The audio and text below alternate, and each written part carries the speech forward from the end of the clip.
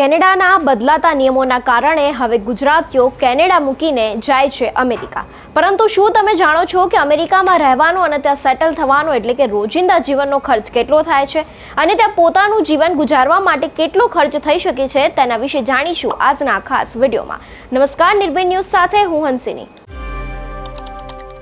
Canada પછી જો ગુજરાતીઓનો મનપસંદ દેશ હોય તો એ છે અમેરિકા. કારણ કે ત્યાંનું ભણતર અને ત્યાં સેટલ થવાના સપનાઓ ગુજરાતીઓ હવે વધારે જોવે છે. કારણ કે કેનેડા પછી હવે લોકો અમેરિકા તરફ વળ્યા છે. અમેરિકામાં અભ્યાસ કરવા જવું એ દરેક માટે શક્ય નથી હોતું, કારણ કે ત્યાંના એજ્યુકેશનનો ખર્ચ ઘણો જ વધારે હોય છે. વિદ્યાર્થીઓ અને તેમના વાલીઓ મોટા ભાગના પૈસા તો કોર્સ ફી ભરવામાં જ ખર્ચાઈ જાય છે. આ ફી તમે કયા કોર્સમાં એડમિશન લઈ રહ્યા છો તેના ઉપર પણ નિર્ભર કરે છે. અમેરિકામાં ખર્ચને બે ભાગમાં વહેંચી શકાય છે. આમાં પહેલા આવે છે ટ્યુશન ફી અને બીજું આવે છે રહેવા અને ખાવાનો ખર્ચો. આવી સ્થિતિમાં ચાલો જાણીએ કે અમેરિકામાં અભ્યાસ કરતી વખતે વિદ્યાર્થીને કેટલો ખર્ચ થાય છે. ત્યારે સૌથી પહેલા સવાલ આવે છે કે અમેરિકામાં અભ્યાસ માટે કેટલો ખર્ચ થાય છે. જો તેના વિશે વાત કરવામાં આવે તો મેનેજમેન્ટ ડિગ્રી અમેરિકન યુનિવર્સિટીમાં સૌથી વધુ માંગવામાં આવતી ડિગ્રીઓમાંની એક છે. મેનેજમેન્ટનો અભ્યાસ કરતી વખતે તમારે ઘણા પૈસા ખર્ચવા પડી શકે છે અને તેની સાથે જ આ ડિગ્રીને કારણે તમારે નોકરી મેળવવાની તકો પણ વધી જાય છે. આ જ કારણ છે કે વિદ્યાર્થીઓ MBA જેવા અભ્યાસક્રમો ભણવા માટે લાખો રૂપિયા અને ક્યારેક કરોડો રૂપિયા પણ ખર્ચવા તૈયાર હોય છે.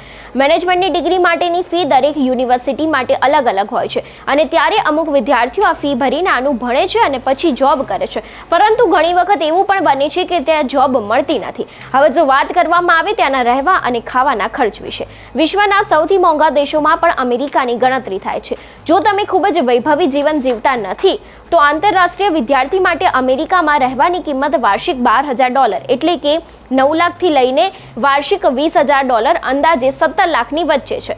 નાના રૂમનું ભાડું જો દર મહિને આશરે ગણવામાં આવે તો $500 થી $700 હોય છે.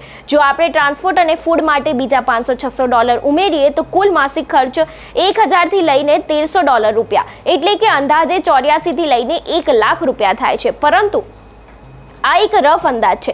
જો તમે જુદા જુદા શહેરમાં રહો છો તો આ બજેટ વધુ કે ઓછું પણ થઈ શકે છે. ત્યારે અમેરિકાની વિશ્વના સૌથી મોંઘા દેશોમાં પણ ગણતરી થાય છે. ત્યારે તેના મોંઘવારી તો રહેલી છે, તેની સાથે ત્યાં લોકો જે પોતાનું જીવન ગુજારે છે તે પણ હવે ખર્ચાળ બન્યું છે. ત્યારે અમેરિકામાં સ્ટડી પણ એટલું જ મોંઘું છે, કારણ કે ત્યાંની ફીઝ જ ખૂબ વધારે છે અને દરેક યુનિવર્સિટી પ્રમાણે અલગ અલગ ફીઝ હોય છે અને તેના લગતા અલગ અલગ કોર્સ પણ હોય છે. ત્યારે અમુક ગુજરાતીઓ ત્યાં ભણે પણ છે અને ત્યાં અમુક વખત સેટલ થવાનું સપનું પણ જોતા હોય છે, પરંતુ જોબ ન મળવાને કારણે તેઓનો આ ખર્ચાળ વધતો હોય છે. એટલે જે પ્રમાણે મેં આગળ વાત કરી તેમ ત્યાં રહેવા અને ખાવાનું અને પોતાનું સામાન્ય જીવન ગુજારવા માટે પણ વધુ ખર્ચ લાગી શકે છે. ત્યાં વધારે સારું જીવન જીવવામાં પણ વધુ ખર્ચ લાગી શકે છે તેવી પણ શક્યતાઓ અનેક રિપોર્ટમાં દર્શાવવામાં આવે છે. તે જ પ્રમાણે જેટલું સારું ભણતર તેટલો વધારે ખર્ચ તેવું માનીને તમારે ચાલવું પડે છે. ત્યારે આ અહેવાલ વિશે આપનું શું કહેવું છે અમને કમેન્ટ કરીને ચોક્કસથી જણાવજો. સાથે જ નિર્ભય ન્યૂઝને લાઇક, શેર અને સબસ્ક્રાઇબ કરવાનું ભૂલશો નહીં.